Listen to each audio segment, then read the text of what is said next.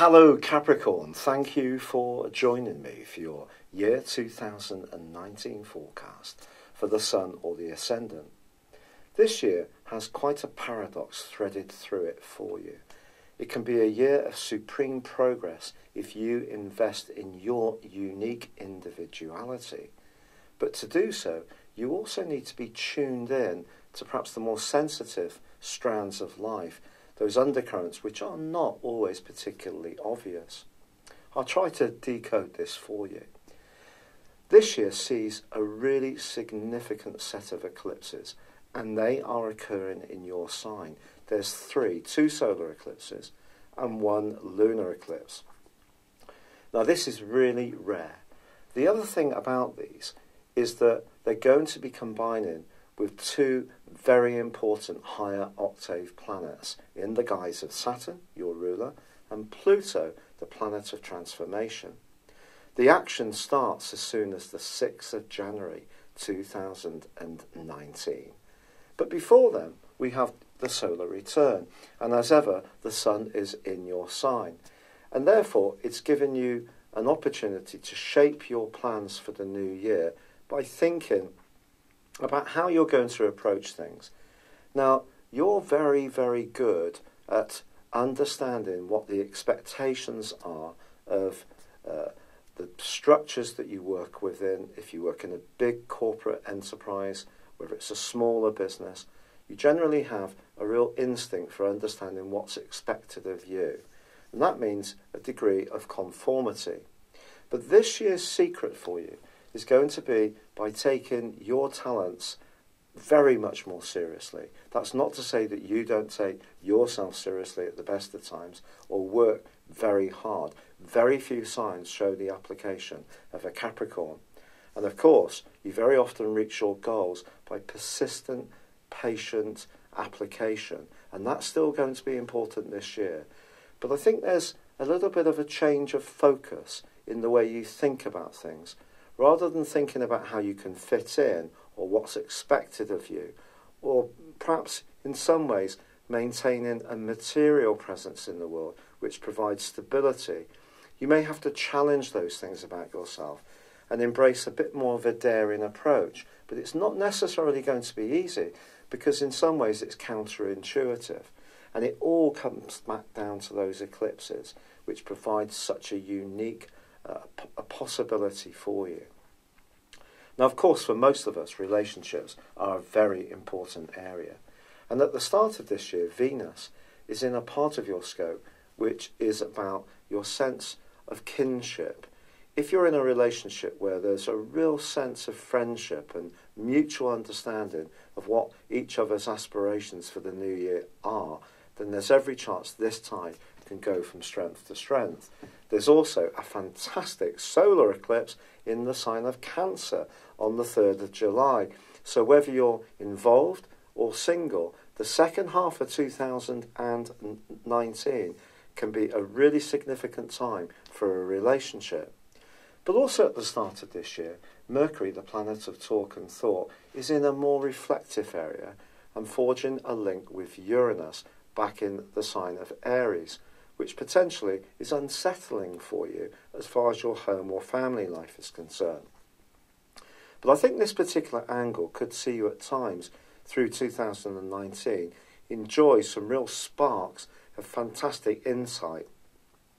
These can come as if from out of the blue, but can help you to understand things in such a profound way. It's a very exciting link. Also Mars, which is exalted in your sign, is in a part of your horoscope at the start of this year, which can give you determination to make some important and significant changes around where you live. This could be some kind of building project. It may be you want to work from home, move altogether. You could have people leaving home, coming back home. It could be that you're going to downsize, redecorate, or perhaps you yourself are just going to be much more focused on family and emotional needs and concerns throughout the whole year. But the solar eclipse, which occurs in your sign on the 6th of January, is just so important because it combines with your ruler Saturn. And I can't underline the rarity of this enough. Saturn, of course, gives you that sense of purpose, that sense of responsibility. You're the person who will take on challenges when other people quit. When the going gets tough, you often roll your sleeves up. And this particular eclipse could see some challenges for you in the following 6 months, because not everybody is necessarily going to get this developing trend of you focusing more on what's good for you, the individual, rather than quite so focused on what you feel you should be doing, or maintaining the status quo, keeping things very stable. So this is about you investing in you more. And because of the lunar eclipse, which occurs on the 21st of January, occurs in an area for you which is very much about your deepest connections with another person. If there is a relationship in your life which isn't really working very well, the next 6 months could see you scrutinising its worth to you in a very potent way. However, there's no doubt about it, Capricorn, when Uranus moves into Taurus full time, for 7 years at least, on the 6th of March, I do think this is incredibly exciting for you. When it moved briefly into Taurus last year, for 5 months it was broadly challenged by Mars.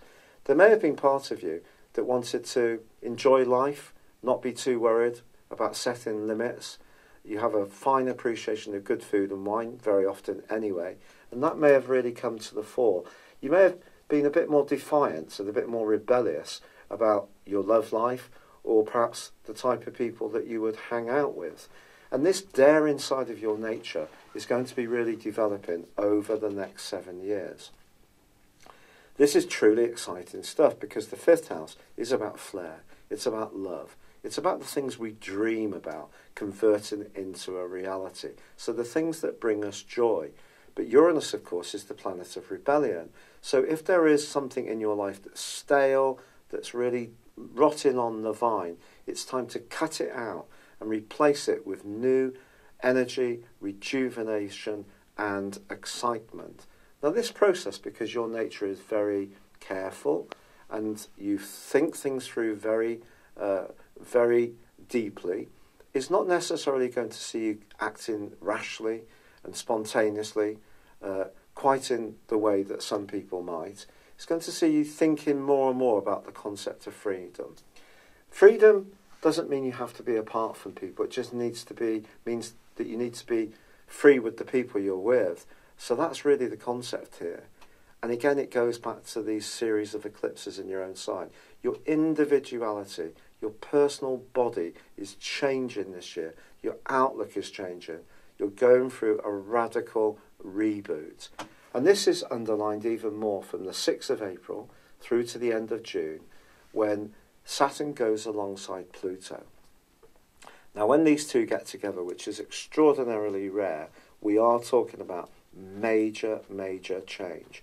Because Saturn is to restrict, to construct, it's about potentially obstacles, it's about difficulty, but these are things that you rise to, those challenges.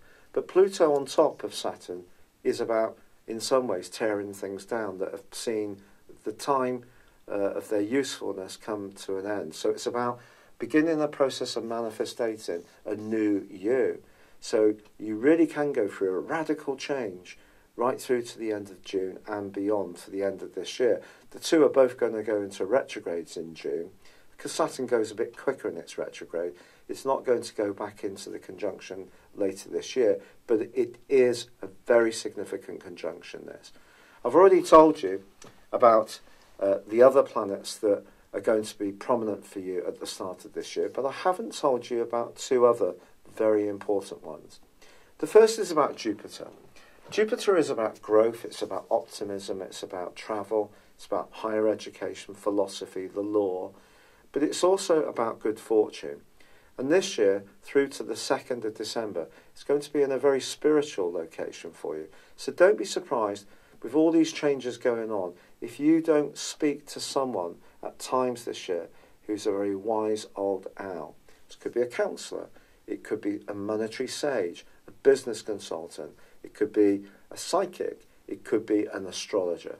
Whichever you choose, these people can help to guide you by informing you with a heightened level of awareness of your deeper needs, but also your motivations and those of people you interact with. Now, the other influence concerns the North Node, the point of destiny. Now, that inverted back into Cancer on the 7th of November last year. Now, it's going to be in your sector of relationships all this year through to May 2020. I therefore think, along with the solar eclipse of the 3rd of July in your sector of relating, that relationships in the second half of this year particularly, but just equally as much in the first half, are going to be a very important area that you're thinking about. It can be a time of complete transformation. This can be very positive. It could be painful in some situations, but it's taking you towards what truly is good for you. Now, on the 16th of July, there is a lunar eclipse in Capricorn, but this combines with Pluto. This is very, very powerful indeed. I think if you don't feel in the second half of this year supported by whoever you're collaborating closely with, it really is going to get your, pardon me, I cannot resist this joke, goat. It really, really will, because your application to situations is unquestionable. You really are a solid citizen. And it may get to the point where you're just sick of investing all the time, energy, support, encouragement to other people, but you're wanting it back. And that role of Jupiter in your 12th house underlines how sensitive you're going to be about this. Now, once Jupiter arrives in your sign on the 3rd of December, and the third eclipse in Capricorn occurs on the 26th, and annular eclipse on the 26th, on St. Stephen's Day, that is also going to combine with Pluto. And this is why I feel the first house is very much about your body. It's about your physical being.